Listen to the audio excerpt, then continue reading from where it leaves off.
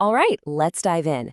Today, we're talking about something huge that's completely changing the accounting world. It's this idea of offshoring US audit and accounting work to create what's essentially a nonstop 24-hour workday. So just picture this for a second. We've all been there, right? That end-of-day scrambles, staring down a deadline, the pressure, the overtime, the burnout. It's a grind. But what if the end of your day wasn't really the end? What if it was just a handoff? And that's exactly where this dream of a 24-hour workday comes into play. It's being sold as the ultimate fix for that constant race against time, a system where work, in theory, just never stops. So, why is this happening now? And why is so much of this work heading to India? Well, it's not just one thing. It's a whole mix of strategic advantages that are becoming pretty hard for US firms to ignore. When you really boil it down, it comes down to these key drivers. Of course, the first one everyone thinks of is cost efficiency, and that's a big part of it. But it's also about scalability, being able to ramp up your team during tax season without a huge headache. The time zone difference is an absolute game changer, and critically, it's about tapping into a massive pool of high-quality talent, which lets your US team step away from the grind and focus on more strategic, client-facing work. The engine that makes this whole thing go is called the follow-the-sun model. Think of it like a relay race. When the US team clocks out for the day, they just pass the baton to the team in India, who are just getting started. So the work keeps moving, seamlessly, around the clock. It's constant progress without burning anybody out. Okay, so we get the why, but what about the what? What kind of work are we actually talking about here? Well, it turns out it's not just one or two little tasks. It's a whole suite of really important accounting functions. And we're going to start with a really big one. There are 7, count 'em, 7 major reasons why CPA firms are deciding to outsource one particularly complex and, let's be honest, often tedious job.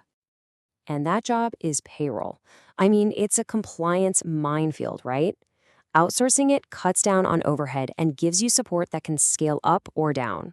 You get access to people who are experts in US regulations, and you get faster turnarounds because of that time difference.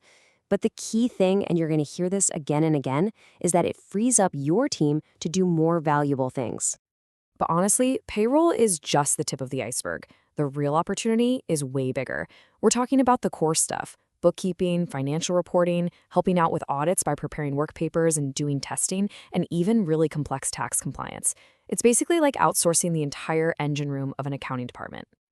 Let's take accounts payable as another quick example. It sounds simple, like a basic back office thing, but getting it right is so critical for cash flow. When you offshore this, you tend to get better accuracy, you can optimize your payment schedules, and there it is again, that 24/7 workflow just keeps the money moving like it should. Now, whenever you talk about offshoring, some pretty fair questions and concerns always come up. So you know what? Let's just tackle the 3 biggest ones head on. This is always question number 1, and it's the most important one, right? Can you actually trust the work when it's being done thousands of miles away? Is the quality going to be there? The answer you'll get from these service providers is a very confident yes. And here's why. Their teams are specifically trained on US standards. We're talking about GAAP, Generally Accepted Accounting Principles, and GAS, which are the auditing standards. If you're a public company, they're even trained on PCOAB standards. This isn't about finding cheap labor. It's about finding skilled labor that's been trained to meet our exact regulations with a whole lot of quality control built in. Okay, the second huge concern is, of course, data security. I mean, we're talking about some of the most sensitive financial information a company has. How in the world do you keep it safe? It's all about layers. It starts with the tech, things like secure cloud platforms and encrypted file transfers. But it's also about people and process. Things like role-based access, which just means only the right people can see the right data. And it's all governed by super strict internal security policies. And now for the elephant in the room, the question that's on everyone's mind. If you send work overseas, does that mean people here in the US are going to lose their jobs? The argument here is that it's not about replacement, it's about elevation. It's about taking all those repetitive, documentation-heavy tasks off your team's plate.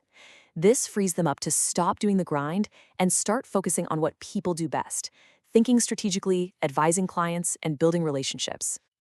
And that brings us to the final, and maybe the most powerful point of this whole conversation. This is the ultimate goal, the real payoff, making that big shift from routine tasks to strategic impact.